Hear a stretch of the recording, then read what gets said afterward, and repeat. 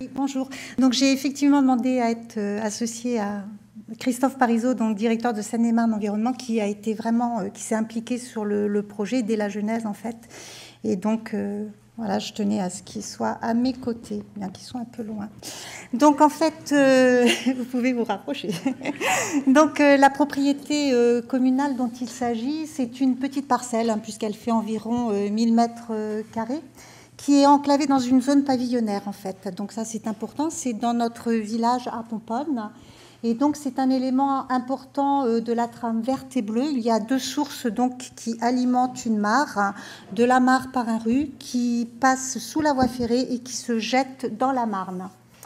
Donc c'est un site qui est inscrit, qui est près d'une voie qui est inscrite au plan départemental des itinéraires de promenade et de randonnée. Et ça, c'est un point important. On verra pourquoi au moment du financement, quand j'aborderai la partie financement.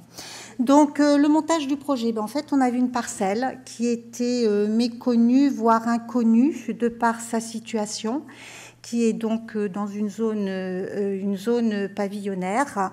Les riverains parlaient de moustiques, parlaient de mauvaises odeurs parce qu'il y avait les eaux stagnantes, etc. Donc on savait qu'on avait une parcelle, nous, communale, et qu'on avait un potentiel. Elle faisait partie de notre patrimoine et donc on voulait voir ce qu'on pouvait faire. Donc on s'est dit on va commencer par le début, à savoir le diagnostic. Pour ce faire, on a fait appel au Conseil d'architecture d'urbanisme de l'environnement de Seine-et-Marne, le CAUE, donc qui est venu sur site et qui nous a fait un bilan, un diagnostic. Ensuite, la municipalité, à partir de ce diagnostic, a essayé de définir ses objectifs et donc réfléchir, que veut-on faire de cette parcelle.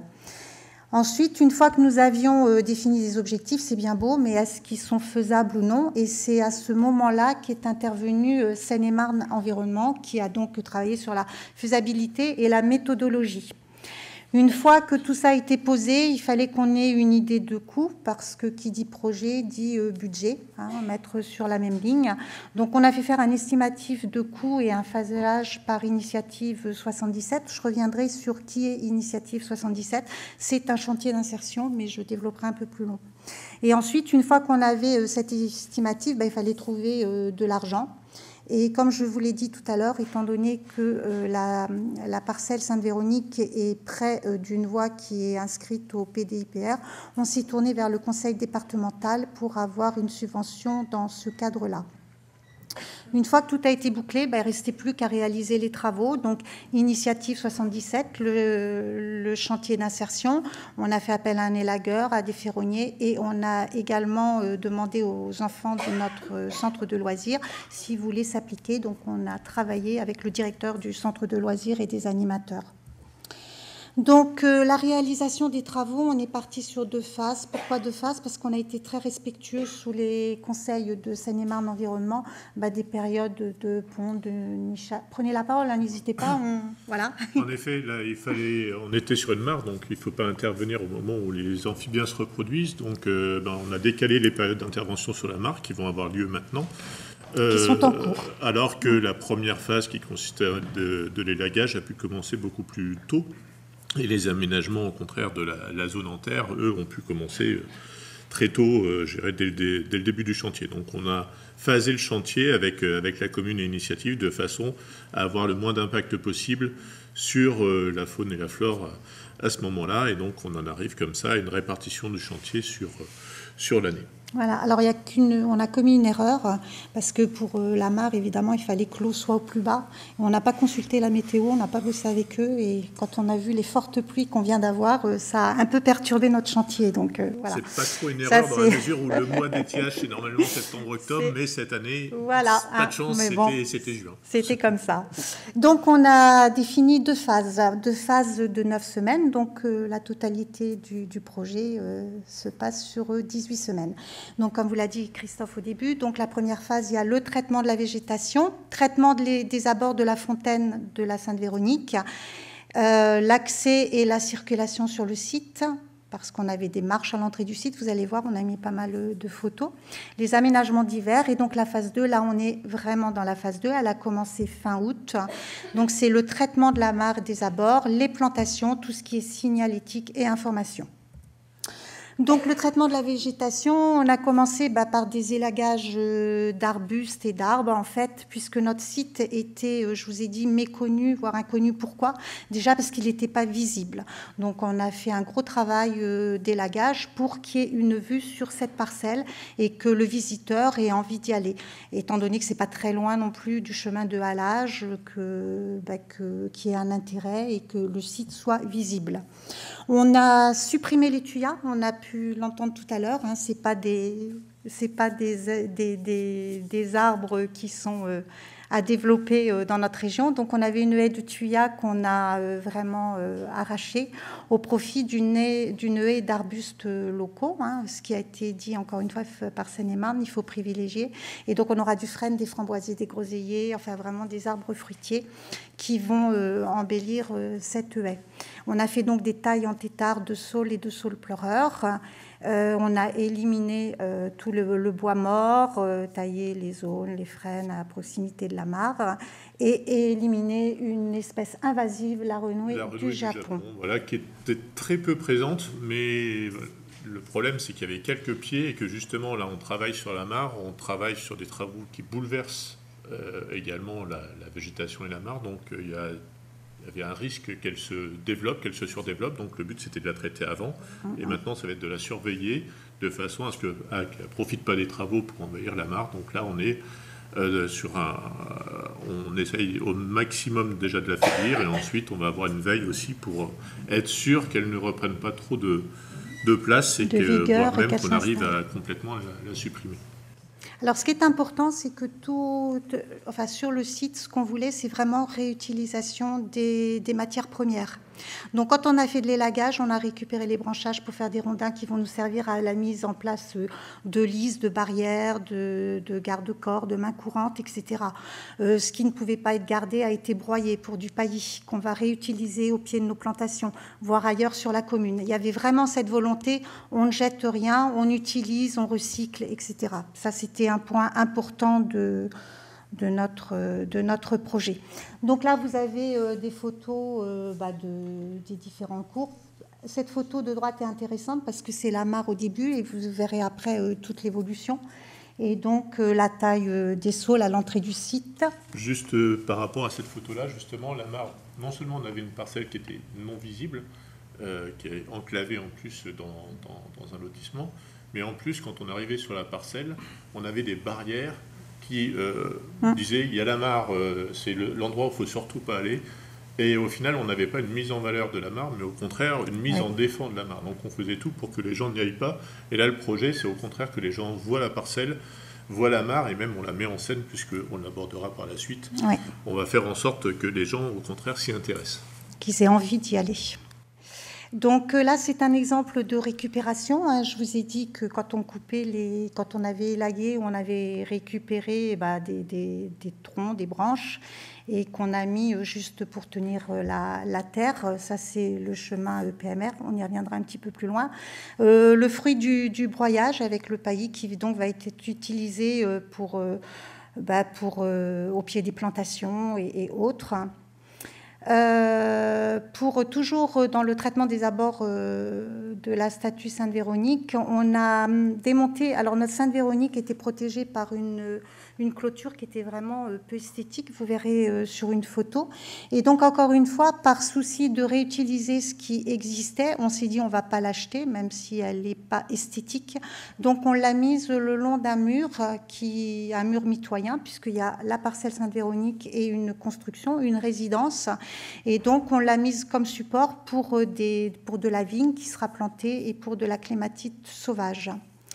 On a végétalisé les abords même de la Sainte-Véronique, alors en mettant de la lavande également.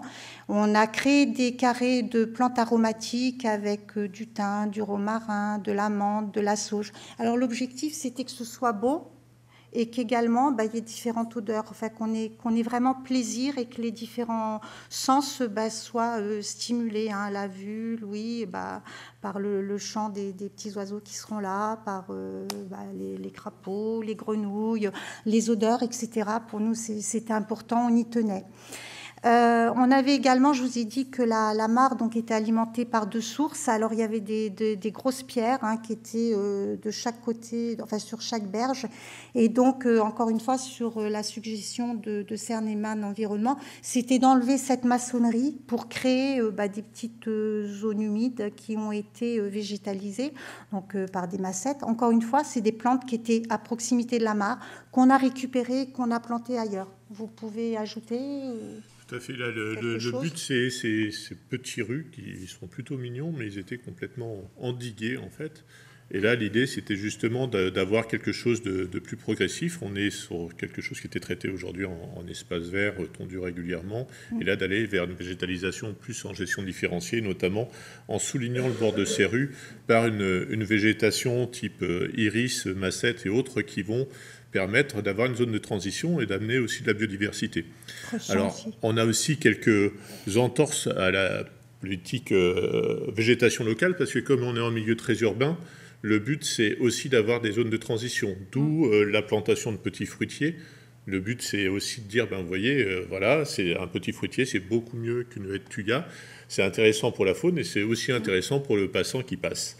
Les lavandes, c'est pas local, mais c'est très nectarifère, ça nécessite très peu d'entretien et en même temps, ça fleurit bien. Et là, c'est vrai qu'aux abords de la Sainte-Véronique, on est sur quelque chose d'aménagé, donc on peut se permettre quelques entorses du moment qu'on réfléchit aussi à d'autres critères, notamment là sur la faiblesse de l'entretien, il n'y a pas besoin d'arrosage, on est sur quelque chose qui va vivre tout seul. Alors, pour revenir sur notre statut, il fallait quand même protéger, hein, vu que c'est une petite fontaine, il y a un trou d'eau. Donc, on a fait mettre une grille de protection que vous allez voir. Et puis, on est allé plus loin, on a fait une allée de pas japonais, alors avec de l'acacia, hein, toujours en gardant les espèces locales. Et on a repris l'allée qui était pavée, vous allez voir sur des photos, avec des pierres qui n'étaient pas très stables, donc au point de vue accessibilité, c'était mieux.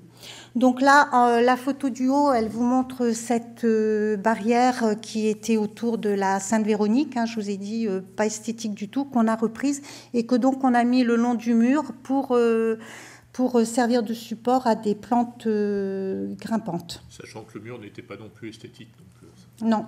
Mais tout ça, ce sera très beau. Quelque chose d'esthétique. Voilà, le non-esthétique plus le non-esthétique donne de l'esthétique. Là, c'est donc vous avez le rue avec ce maçonnage, hein, et on a donc enlevé les pierres. Les pierres, une fois encore, ont été utilisées. Puis vous le verrez sur une autre diapo, puisqu'on s'en est servi pour faire des zones lézards. Donc, encore une fois, on enlève, mais on ne jette pas, on ne se débarrasse pas. Et donc, vous avez aussi un exemple de reprise de l'allée en pierre, qui est très jolie. Là, c'est la Sainte-Véronique elle-même, donc vous voyez, elle était derrière son grillage. Hein. En fait. Elle n'était pas du tout mise en valeur. Alors, vous imaginez donc le grillage, vous imaginez la barrière verte, enfin, c'était pas très beau. Donc, on a retravaillé, nous, avec un ferronnier pour avoir quelque chose d'esthétique. On a mis une feuille de polycarbonate pour que la statue soit vraiment visible. Et tout en gardant à l'esprit quand même la sécurité, on a mis un garde-corps. Et je pense qu'il n'y a pas photo, hein. Quand même nettement plus beau. On a repris aussi la grille qui surplombe, enfin qui est une grille de protection au niveau d'une des sources qui était abîmée et qu'on a refaite. Et sur l'autre photo, vous avez l'exemple de pas japonais. En fait, ce qu'il faut savoir, c'est que donc il y a une célébration, hein, une fois par an. C'était le seul événement, hein, qui menait les gens en fait à la Sainte-Véronique, hein, cette célébration. Et donc pour faciliter le cheminement du prêtre, on a fait ça. Maintenant, l'accès et la circulation sur le site. Donc, à l'entrée du site, on avait un escalier. Alors, les marches étaient tenues en place par des traverses de chemin de fer. Donc, il y a mis aussi. Encore une fois, on a joué vraiment attention, attention, attention, et on ne les a pas jetés à la déchetterie ou quoi que ce soit. Hein. On les a fait évacuer par SNCF, qui a une filière de retraitement, etc. On a créé un cheminement pour les personnes à mobilité réduite, hein, vu qu'on veut que notre site soit visité par tous, et on a mis en place une main courante sur ce chemin PMR. Encore une fois, la main courante a été construite avec des branchages, etc., qui ont été récupérés, une lisse en bois qui protégeait la mare et qui a été prise. Les aménagements divers, la zone lézard dont je vous ai parlé, hein, qui a été faite donc avec les pierres qui avaient été retirées sur les berges des sources, et puis on a mis en place 2 abris à insectes, alors avec les branches qui avaient été coupées. Donc là, vous avez un exemple de notre chemin PMR, un exemple de la mise en place de la main courante, la zone lézard avec les pierres retirées des berges, et puis l'abri à insectes. Marée à bord également, ça c'est la phase 2. Donc elle a commencé fin août pour cette deuxième phase. On est parti sur un curage manuel. On aurait pu venir avec une pelle, hein, mécanique, et puis tout enlever, et puis voilà. Encore une fois, on a voulu perturber au minima l'écosystème. Et donc, en fait, on a décidé que le curage, ça c'est encore une proposition de Seine-et-Marne Environnement, soit fait manuellement avec une baguernette. Alors, c'est ni plus ni moins qu'une grande épuisette. En fait, les boues sont retirées de la mare, elles s'égouttent, et on utilise les boues, je vous dirai comment après, encore une fois, pour ne rien jeter. Alors, on fait un micro-curage. Pourquoi ? Oui. Parce que la mare était très envahie de végétation, et qu'on va laisser un temps d'autocurage. C'est-à-dire qu'une mare est capable de s'autocurer, notamment quand elle est mise en lumière. La végétation qui va se développer autour, notamment ce qu'on appelle les hélophytes, hein, donc les iris, les massettes, les roseaux, vont avoir tendance à pomper des nutriments, et souvent il y a un autocurage qui se produit, y compris avec la présence de la lumière, qui fait que quelquefois on n'a pas besoin forcément de venir avec des gros outils. Donc là, il y aura une petite zone de curée, et on reviendra plus tard pour voir si vraiment il y a besoin d'aller plus loin ou si c'est suffisant, de façon à pouvoir laisser la nature aussi faire d'elle-même. Alors les boues qui sont retirées de la mare vont être utilisées, je vous l'ai dit, donc on va créer un bac, il est en cours de création, avec les rondins, les branchages, et puis donc il sera végétalisé. Donc par des plantes semi-aquatiques, hein, bien évidemment. Pour que le visiteur profite pleinement de la mare, on va créer un ponton qui sera donc en appui sur une souche. On avait un gros marronnier qui malheureusement a dû être abattu, et donc on va utiliser la souche comme support. Et puis avec des coupes d'arbres, on a fait des sièges. Donc vous avez une petite photo, c'est en cours de réalisation. Donc, vous voyez la mare, hein, par rapport à la photo que je vous ai présentée tout à l'heure. Il y a eu un gros travail d'élagage qui a été fait. C'est encore changé. J'y vais tous les jours, et hier, c'était... voilà. Alors, ça paraît perturbant, hein, comme tous les travaux de restauration. L'an prochain, on n'y verra quasiment plus rien, puisque on a des amorces de végétation qu'on voit là sur le fond, avec des carex, des iris et autres, qui vont très rapidement tout recoloniser. Et cette zone-là est justement d'où la surveillance pour la renouée, parce que la zone pourrait être favorable à la renouée. Mais cette zone-là sera très rapidement cicatrisée. Le long du mur, en fait, il y a tout un tas de frênes qui montaient et qui allaient gêner au final la clôture et le voisinage. Donc on les a rabattus, et l'an prochain, ils vont repartir et ils vont former une haie. Et on a comme ça tout un tas de choses qui vont complètement cicatriser. La seule chose, c'est que là, il faut attendre que la végétation reparte, et que ce n'est pas maintenant.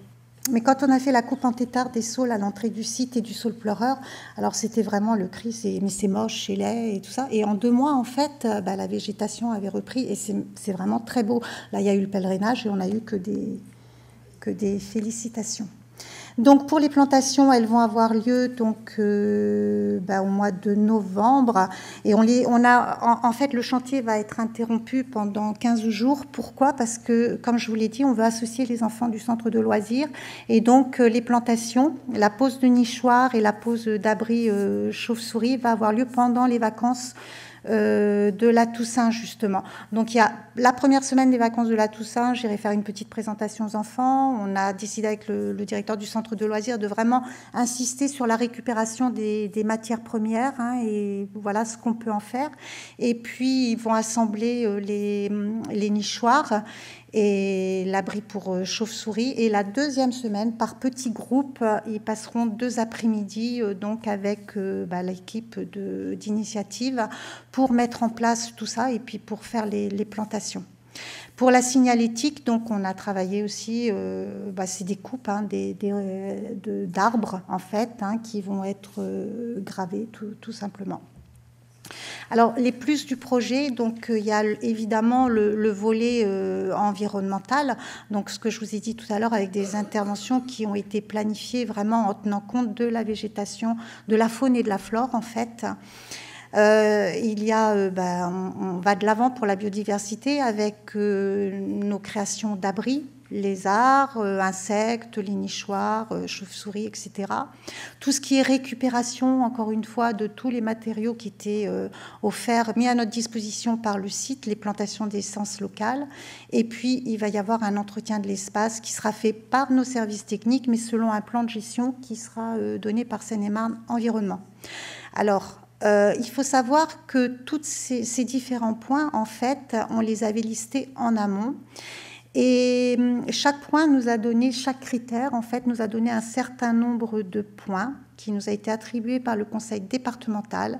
Le total de points nous a donné un pourcentage pour la subvention dans le cadre du PDI-PR. On a donc également le volet patrimonial. Hein, c'était une surface, une parcelle communale qu'on a voulu vraiment rénover, restaurer. Et puis ce qui nous tenait à cœur, c'était l'ouverture du site à tous avec la création donc notamment du cheminement PMR. Le volet social, c'est effectué par un chantier d'insertion. Alors le chantier d'insertion, c'est Initiative 77. Et le fait de travailler avec ce chantier d'insertion donner un petit point en plus sur notre liste de critères du département et c'est financé, c'est la prise en charge à 50% par le département. Donc sur le coût, 50% commune, 50% pour le département sur le règlement du forfait d'initiative 77. Et puis l'implication donc des enfants de l'accueil de loisirs. Pour nous, c'était vraiment très très important. Le coût et financement, alors le total c'est 29 205 €, donc à charge de la commune les 11 395 € et le département dans le cadre du PDI-PR 17 810 €. Donc financement des travaux à 60% et financement d'initiative à 50%. Alors le maximum qu'on pouvait avoir, c'était un financement à 80%, donc à hauteur avec un plafond de 35 000 €. On a communiqué, tout à l'heure on a parlé de communication et c'est vrai qu'il faut informer. Donc en amont, pendant toute notre période de réflexion et également pendant la période de réalisation des travaux, on a communiqué, la municipalité a communiqué sur ces supports, hein, le site internet, le flash, le Vivre Pomponne. On a des articles qui sont parus dans la Marne, Mac Journal également.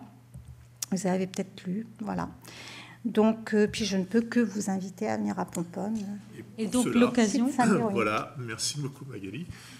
On a une journée technique qui va reprendre un peu sur la thématique des mares, qui va reprendre un peu tout l'intérêt des mares, y compris l'intérêt patrimonial, l'intérêt écologique, l'intérêt dans la trame verte et bleue, on l'a vu, mais aussi l'intérêt en termes d'épuration, hein, qui est souvent sous-estimé. Et puis les différentes interventions, les différents partenaires. Là, l'ensemble des partenaires que vous avez vus, c'est-à-dire le CAUE, Initiative 77 et nous-mêmes, on est ce qu'on appelle les organismes associés du département, et on accompagne les collectivités qui le souhaitent, souvent ensemble, pour pouvoir faire bénéficier la collectivité des aides du département au taux maximum. Donc voilà, c'est un service qui est à votre disposition, et tout ça vous sera présenté donc le 9 octobre à Pomponne, bizarrement, avec une première matinée en salle et l'après-midi avec une visite de terrain où on pourra voir les travaux sur la mare et le chantier d'insertion. Alors moi, je voulais juste dire une dernière chose, c'est que vraiment, on a travaillé de concert, hein, c'est-à-dire département, Initiative Seine-et-Marne et puis la municipalité. On a des réunions de chantier toutes les semaines. Et donc, c'est vraiment, le projet s'est monté, on l'a monté en commun. Évidemment, au cours d'un projet, en 18 semaines, il y a des choses qu'on avait prévues qui ne peuvent pas être faites telles qu'on les avait prévues. Donc, il y a vraiment un travail de concertation, un échange, et puis, voilà.